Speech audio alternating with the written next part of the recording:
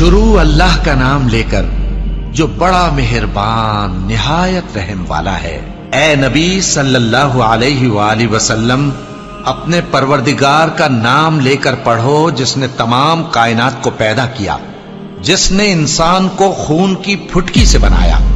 پڑھو اور تمہارا پروردگار بڑا کریم ہے، جس نے قلم کے ذریعے سے علم سکھایا اور انسان کو وہ باتیں سکھائیں جن کا اس کو علم نہ تھا، مگر انسان سرکش ہو جاتا ہے اس بنا پر کہ وہ اپنے آپ کو بے نیاز سمجھتا ہے۔ کچھ شک نہیں کہ سب کو تمہارے پروردگار ہی کی طرف لوٹ کر جانا ہے۔ کیا تم نے اس شخص کو دیکھا جو منع کرتا ہے، یعنی ایک بندے کو جب وہ نماز پڑھنے لگتا ہے؟ بھلا دیکھو تو اگر یہ راہ راست پر ہو یا پرہیزگاری کا حکم کرے تو منع کرنا کیسا؟